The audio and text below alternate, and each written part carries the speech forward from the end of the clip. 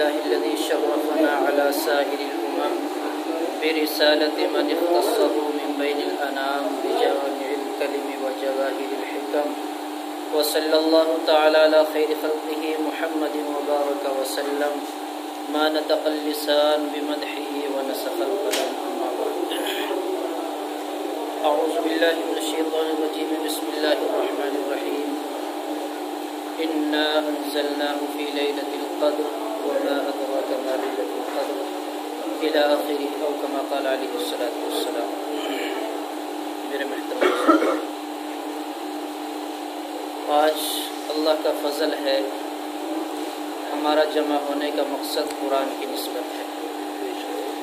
قرآن کی نسبت سے ہم سبھی جمع ہوئے ہیں. اکثر نے اس میں تراویح پڑھی ہے جو شروع سے لے کر اور سورہ ناس تک قرآن مکمل سنا.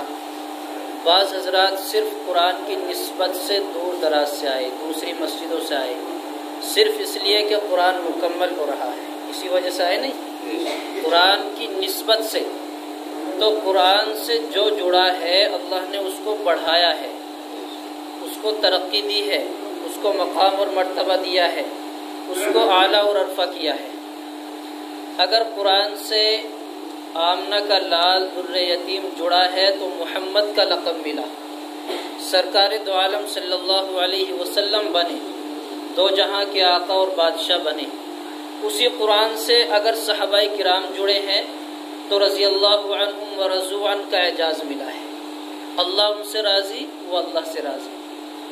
اسی طرح جو قرآن سے جڑا ہے، اگر قرآن کسی نے سینے میں محفوظ کیا تو اسے امام کا لقب دیا گیا، امام کا لقب. اگر قرآن سے کوئی لکڑی جڑی ہے تپائی یا رحل کی شکل میں تو اس کا مقام دیگر لکڑیوں سے بڑھ گیا. اگر کوئی کپڑا جڑا قرآن سے جزدان کی شکل میں تو اس کا دیگر کپڑوں سے مقام اور مرتبہ بڑھ گیا. ہوتا نہیں ایسا؟ آپ بازار جائیں اور بہترین آپ نے اپنے کپڑے خریدے، کئی ہزار روپے کی بازار میں شاپنگ کی، آپ کے ذہن میں آیا کہ ہاں قرآن بھی رکھا ہوا ہمارے گھر. تو اب آپ نے دکاندار سے یوں کہا کہ چھوٹا سا کپڑا چاہیے، پیسوں کا نہیں، چھوٹا سا کپڑے کا کوئی ٹکڑا ہو چاہیے. دکاندار بھی یہ خیال کرے کہ یہ کچھ زائد ہے، ایک بیچنے کے کام میں نہیں آ سکتا، کوئی اسے خریدے گا نہیں، کسی تھان میں سے بچا. بالکل ردی کپڑا، اس کے بھی کام کا نہیں، خریدنے والے کے بھی کام کا نہیں. لیکن اس کی نیت یہ تھی کہ میں اس کو قرآن کے اوپر لگاؤں گا، قرآن کا جزدان جلدان بناؤں گا. اب وہ گھر لایا، اس نے سی لیا. تو اب یہ بتاؤ کہ آپ نے کئی ہزار روپے کے جو کپڑے خریدے تھے وہ زیادہ افضل تھے یا جو چھوٹا سا کپڑا آپ نے سی کر قرآن سے جوڑا وہ زیادہ افضل بنا؟ اتنا افضل بنا کہ اب وہ قرآن کا کپڑا نیچے گرا ہوا بھی کوئی برداشت نہیں کرتا. اگر چھوٹا سا بچہ بھی دیکھے تو وہ بھی یہ کہے گا یہ قرآن کا کپڑا ہے. اگر وہ میلا ہو جائے تو دھونے کے لیے اس کو نالی پہ یا اپنے چونتری پہ نہیں لے جاتے، اس کو ایسی جگہ دھوتے ہیں کہ اس کا پانی بہہ نہ جائے، اس کا پانی کسی پیڑ میں ڈال دیں یا اچھی جگہ ڈال دیں تاکہ یہ پانی پاک اور مبارک ہے، غلط جگہ نہ جائے. کیوں بڑھا اس کا مقام؟ قرآن سے جڑا، اس کی نسبت قرآن سے جڑی ہے، اس لیے اس کا مقام اور مرتبہ بڑھا ہے. دعا کریں کہ اللہ ہمیں بھی قرآن سے جوڑ دے. ہم قرآن کی نسبت سے آئے ہیں لیکن جڑے نہیں ہیں. جیسے جڑنے کا مقام اور مرتبہ ہونا چاہیے قرآن سے، اس طرح نہیں جڑ پائے. ہم جڑنے کی کوشش کریں، جڑنے کی فکر کریں. قرآن سے جو بھی جس مقام میں جڑا ہے، جب بھی جڑا ہے، اللہ نے اس کو عزت دی ہے، مقام اور مرتبہ دیا ہے. یہ رمضان کا مہینہ قرآن سے جڑا ہے، اس لیے سارے مہینوں سے افضل بنا.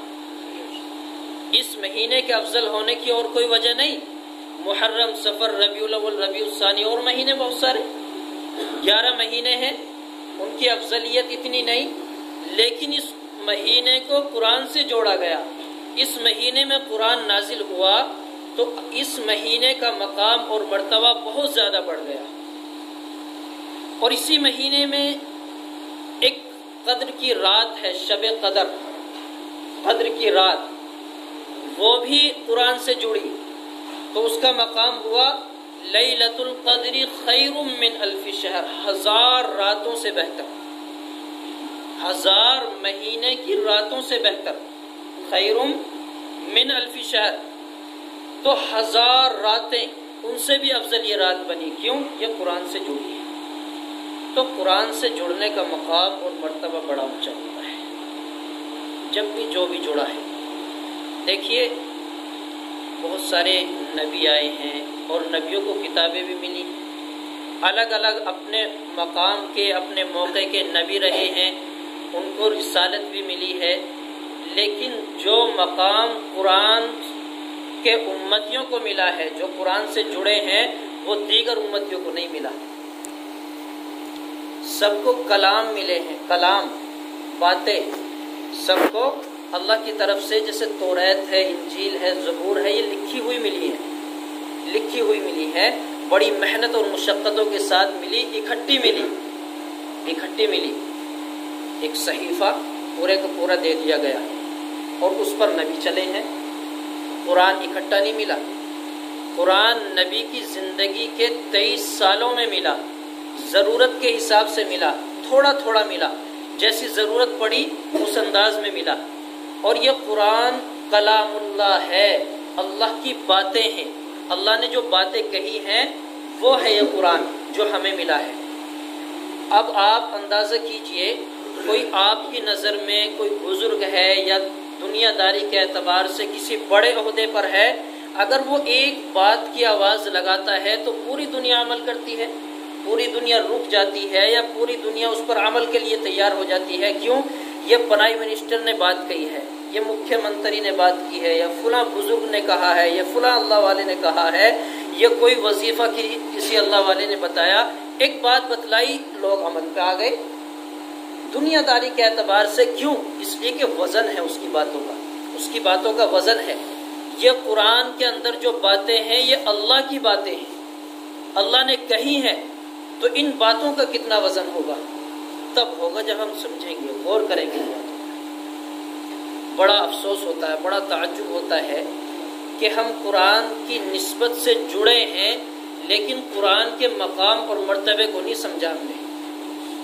میں نے آپ کو مثالیں اس لیے دی کہ قرآن سے جو چیز جڑی ہے تو وہ افضل بنی، ان کا مقام بڑھا، ان کا مرتبہ بڑھا۔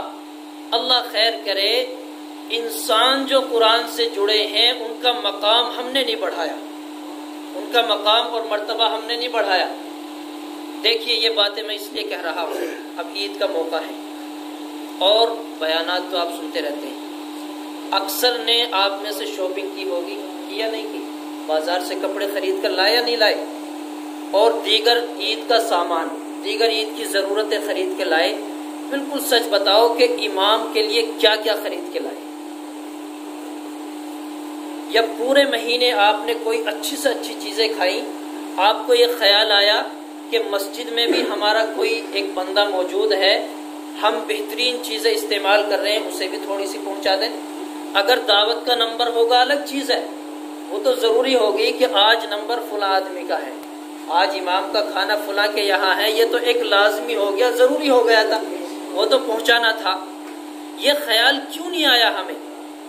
ہمیں خیال آتا ہے ان چیزوں پر جہاں ضرورت نہیں ہوتی۔ دینی معاملوں میں ہم مسئلہ معلوم کرتے ہیں، تھوڑی سی کڑوی بات ہے لیکن سچی بات ہے۔ اگر مسئلہ آتا ہے بیاہ شادیوں میں، مسئلہ آتا ہے بیاہ شادیوں میں، تو شروع سے لے کر جہاں سے بات چلی ہے، رشتے کی باتیں چلی ہیں، اور نکاح ہونے تک کوئی مسئلہ معلوم نہیں کیا جاتا کہ ہم شادی میں یہ سامان دے رہے ہیں، جائز ہے یا نہیں، یہ کرنا جائز ہے یا نہیں، منع کرنا جائز ہے یا نہیں، اتنے براتیوں کو بلانا جائز ہے یا نہیں، جتنی بھی رسمیں ہیں کوئی مسئلہ معلوم نہیں کیا جاتا۔ اب مسئلہ معلوم کب کیا جاتا؟ جب نکاح پڑھا دیا گیا اور امام صاحب کو 1500 روپے دینے کی نوبت آئی، اب مسئلہ معلوم کرتے ہیں۔ مفتی صاحب کیا نکاح پڑھانے کے پیسے لینا جائز ہے؟ 1500 کا اب نمبر آیا، اب مسئلے کی ضرورت پڑی۔ جہاں کئی ہزار، دولہا 10,000 روپے کی جوتی پہن کے آ رہا ہے، 20-30 ہزار روپے کی شیروانی پہن کے آ رہا، کوئی مسئلہ معلوم نہیں کیا۔